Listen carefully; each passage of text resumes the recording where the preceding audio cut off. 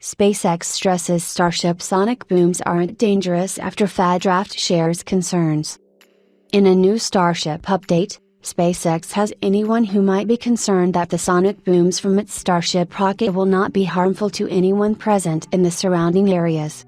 Sonic booms are a characteristic of SpaceX's rockets during the landing since they displace the air around them in specific ways. With Starship being even larger than the Falcon 9, SpaceX has confirmed that the rocket's size means that its sonic boom will be louder and larger than the one produced by the Falcon 9 rocket. Its latest announcement follows after the Federal Aviation Administration, FAA, released a draft assessment of SpaceX's plans to increase its Starship launches in Texas, and it appears to be targeted at local residents who might be worried about the loud noises disrupting their daily lives. Elon Musk shares the odds of Starship Flight 5 being successful in late August or early September. Earlier in the day today, the FAA shared its draft environmental assessment for SpaceX's plans to launch as many as 25 Starship orbital launches from its Texas sites in a year. Since this changes the impact that the launches will have on the surrounding environment, the FAA sought comment from the public on SpaceX's plans. Its environmental assessment document outlined that SpaceX's Starship Super Heavy booster will produce sonic boom exposures up to 21 psf for booster landings. The FAA added in the document that while smaller sonic booms are less than 2 pounds per square foot, psf, in magnitude, the probabilities of large or small windows breaking are low.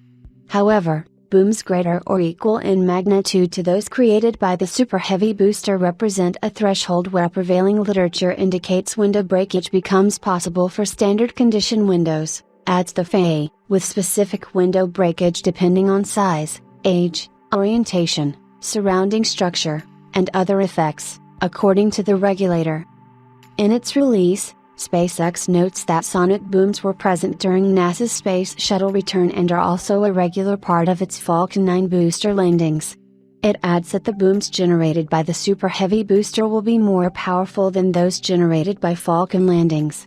However, SpaceX believes that they will not pose any risk of injury to those in the surrounding areas since the strongest effects will be localized to the area immediately around the Starbase launch pad.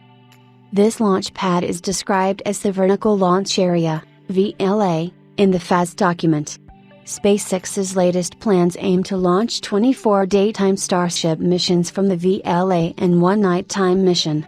Its previous plan had included 5 total annual launches, with 4 planned for the day and 1 for the night. Crucially, for its Super Heavy booster landings, SpaceX plans to use the deluge water system. According to the FAA, during the landing, the deluge system would be reactivated and would run for approximately 30 seconds, while a Starship upper stage landing will not require any water cooling for the landing site. Sonic booms announce the return of rockets and spacecraft built to be reused. With Starship, they'll signal the arrival of a rapidly reusable future in spaceflight greater than